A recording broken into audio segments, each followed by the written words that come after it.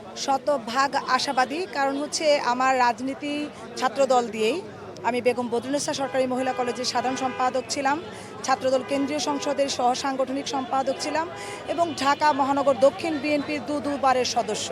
এখনও আমি ঢাকা মহানগরের সদস্য হিসেবে কাজ করছি। তো রাজনৈতিক এই পথ চলায় আমার কিন্তু কোনো গ্যাপ নাই, অর্থাৎ ধারাবাহিকভাবেই কিন্তু আমি দলের সাথে ছিলাম। দলের সবচেয়ে দুঃসময়ে কখনো দলের হাত ছেড়ে যায়নি।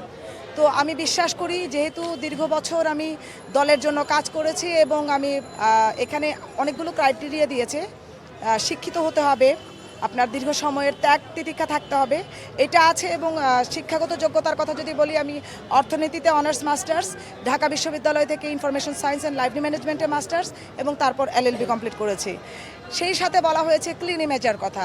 তো বিগত আমার যদি বলি 26 বছর রাজনীতিতে আমার রাজনৈতিক কোনো ধরনের কাদা ছোড়াছুরি কেউ করতে পারেনি, কারণ হচ্ছে দল করতে গিয়ে কখনো কোনো অন্যায়ের সঙ্গে আপোষ করিনি। সো এই জায়গাটা থেকে আমি শতভাগ আশাবাদী। এবং যে বিষয়টি বলা হয়েছে, যারা হচ্ছে জনগণের সাথে সম্পৃক্ত, জনগণের কথা বলতে পারবে, দলকে রিপ্রেজেন্ট করতে পারবে, তাদেরকে যেন মূল্যায়ন করা হয়। তো সেই জায়গা থেকে বলবো, ইনশাআল্লাহ বিগত সময়গুলোতেও দলের হয়ে, দলের পক্ষে, দলের জন্য, দেশের জন্য, জনগণের জন্য আমার কাজ করার চেষ্টা বরাবর ছিল এবং সেভাবেই কাজ করেছি। ইনশাআল্লাহ মূল্যায়ন করা হলে, আমাকে যদি সংরক্ষিত আসনে মনোনীত করা হয়, দল যদি সেভাবে মূল্যায়ন করে, ইনশাআল্লাহ আমি তারেক রহমানের হাতকে শক্তিশালী করব এবং দেশ এবং দেশের জনগণের জন্য কাজ করব।